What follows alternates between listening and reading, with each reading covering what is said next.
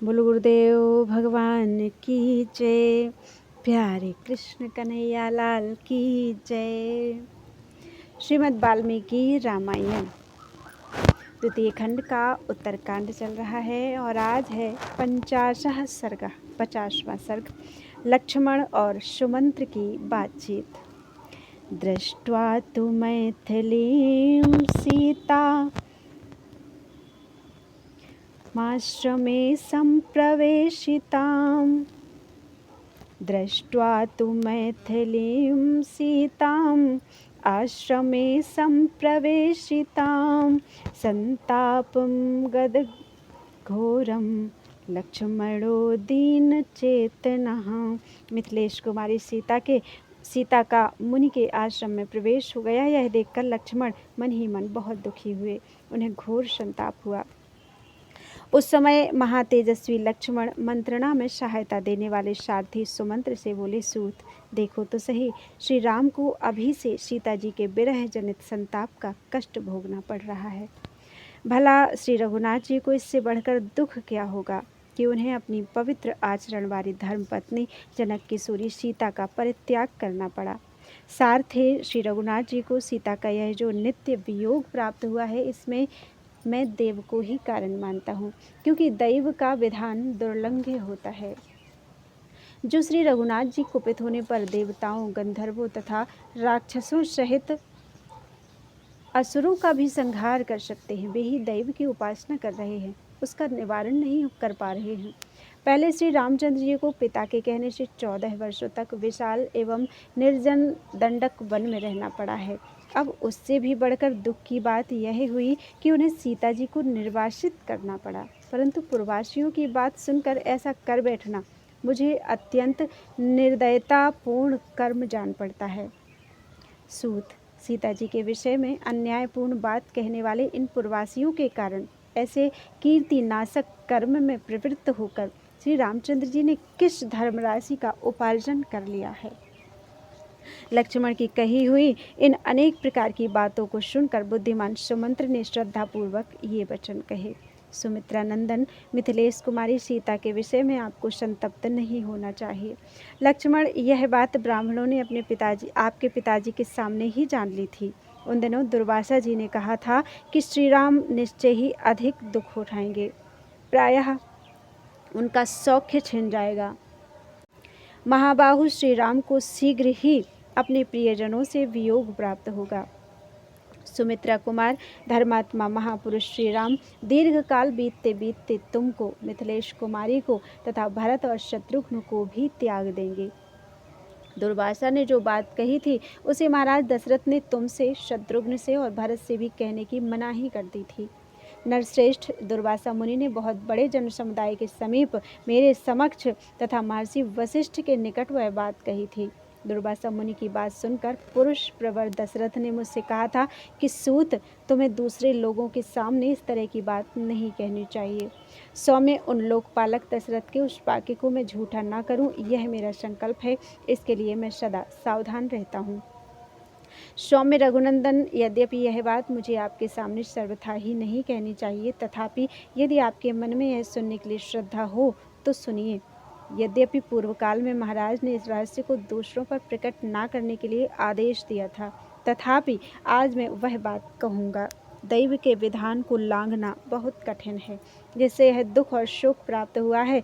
भैया, तुम्हें भी भरत और शत्रुघ्न के सामने यह बात नहीं कहनी चाहिए। सुमंत्र का यह गंभीर भाषण सुनकर सुमित्रा कुमार लक्ष्मण ने कहा, सुमंत्र जी, जो सच्ची बात हो उसे आप अवश्य कहिए। इत्यार्षे श्रीमद् रामायणे वाल्मीकि आदि काव्ये उत्तरकांडे 50 सर्गः। इस प्रकार वाल्मीकि निर्मित आर्ष रामायण आदि काव्य के उत्तरकांड में 50वां सर्ग पूरा हुआ। बोलो वृंदावन बिहारी लाल की जय।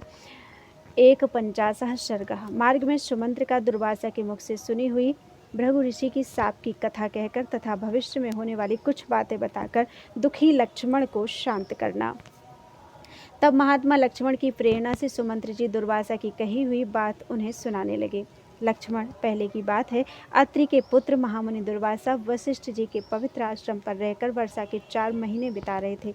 एक दिन आपके महातेजस्वी और महान यशस्वी पिता उस आश्रम पर अपने पुरोहित महात्मा वशिष्ठ जी का दर्शन करने के लिए स्वयं ही गए। वहां उन्होंने वशिष्ठ जी के वाम भाग में बैठे हुए एक महामुनि को देखा, जो अपने तेज से मानो सूर्य के समान देदीप्यमान हो रहे थे। तब राजा ने उन दोनों ताप शिरोमणि महर्षियों को विनयपूर्वक अभिवादन किया। उन दोनों ने भी स्वागत पूर्वक आसन देकर पाद्य एवं फलमूल समर्पित करके राजा का सत्कार किया। फिर वे वहां मुनियों के साथ बैठे। वहां बैठे हुए महर्षियों की दोपहर के समय तरह तरह की अत्यंत मधुर कथाएं हुई। तदनंतर किसी कथा के प्रसंग में महाराज ने हाथ जोड़कर अत्रि के तपोधन पुत्र महात्मा दुर्वासा जी से विनयपूर्वक पूछा, भगवान, मेरा वंश कितने समय तक चलेगा? मेरे राम की कितनी आयु होगी तथा अन्य सपुत्रों की भी आयु कितनी होगी? श्री राम के जो पुत्र होंगे उनकी आयु कितनी होगी? भगवान, आप इच्छानुसार मेरे वंश की स्थिति बताइए। राजा दशरथ का यह वचन सुनकर महातेजस्वी दुर्वासा मुनि कहने लगे, राजन सुनिए, प्राचीन काल की बात है। एक बार देवासुर संग्राम में देवताओं से पीड़ित हुए दैत्यों ने महर्षि भृगु की पत्नी की शरण ली। भृगु पत्नी ने उस समय दैत्यों को अभय दिया और वे उनके आश्रम पर निर्भय होकर रहने लगे। भृगु पत्नी ने दैत्यों को आश्रय दिया है, यह देखकर कुपित हुए देवेश्वर भगवान विष्णु ने तीखी धार वाले चक्र से उनका सिर काट लिया। अपनी पत्नी का वध हुआ देख भार्गव वंश के प्रवर्तक भृगु जी ने सहसा कुपित होकर शत्रु कुल नाशन भगवान विष्णु को शाप दिया। जनार्दन, मेरी पत्नी वध के योग्य नहीं थी, परंतु आपने क्रोध से मूर्छित होकर उसका वध किया है, इसलिए आपको मनुष्य लोक में जन्म लेना पड़ेगा और वह बहुत वर्षों तक आपको पत्नी वियोग का कष्ट सहना पड़ेगा। परंतु इस प्रकार शाप देकर उनके चित्त में बड़ा पश्चाताप हुआ। उनकी अंतरात्मा ने भगवान से उस शाप को स्वीकार करने के लिए उन्हीं की आराधना करने को प्रेरित किया। इस तरह शाप की विफलता के भय से पीड़ित हुए भृगु ने तपस्या द्वारा भगवान विष्णु की आराधना की। तपस्या द्वारा उनकी आराधना करने पर भक्त वत्सल भगवान विष्णु ने संतुष्ट होकर कहा, महर्षि, संपूर्ण जगत का प्रिय करने के लिए मैं उस शाप को ग्रहण कर लूँगा। इस तरह पूर्व जन्म में विष्णु नामधारी वामन अवतार के समय महातेजस्वी भगवान विष्णु को भृगु ऋषि का शाप प्राप्त हुआ। दूसरों को मान देने वाले नृपश्रेष्ठ वे ही इस भूतल पर आकर तीनों लोकों में राम नाम से विख्यात आपके पुत्र हुए हैं। भृगु के शाप से होने वाला पत्नी वियोग रूप जो महान फल है वह उन्हें अवश्य प्राप्त होगा। श्री राम दीर्घ काल तक अयोध्या के राजा होकर रहेंगे। उनके अनुयायी भी बहुत सुखी और धन धान्य से संपन्न होंगे। श्री राम 11,000 वर्षों तक राज्य करके अंत में ब्रह्मलोक को पधारेंगे। परम दुर्जय वीर श्री राम समृद्धिशाली अश्वमेध यज्ञों का बारंबार अनुष्ठान करके बहुत से राजवंशों की स्थापना करेंगे। श्री रघुनाथ जी को सीता के गर्भ से 2 पुत्र प्राप्त होंगे। ये सब बातें कहकर उन महातेजस्वी महामुनि ने राजवंश के विषय में भूत और भविष्य की सारी बातें बताई। इसके बाद वे चुप हो गए। उन दुर्वासा मुनि के चुप हो जाने पर महाराज दशरथ भी दोनों महात्माओं को प्रणाम करके फिर अपने उत्तम नगर में लौट आए।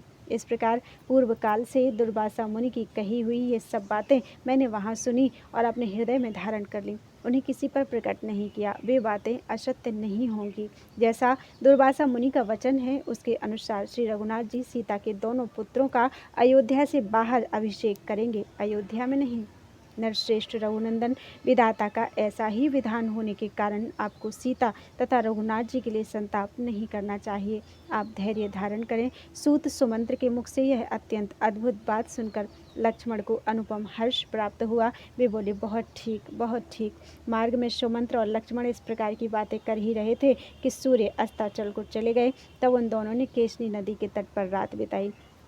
इत्यार्षे श्रीमद् रामायणे वाल्मीकि आदि काव्ये उत्तरकांडे 150 सर्गः। इस प्रकार श्री वाल्मीकि निर्मित आर्ष रामायण आदि काव्य के उत्तरकांड में 51वां सर्ग पूरा हुआ। बोलो वृंदावन बिहारी लाल की जय। त्वदीयं वस्तु गोविंदम तुभ्यमेव समर्पितम्।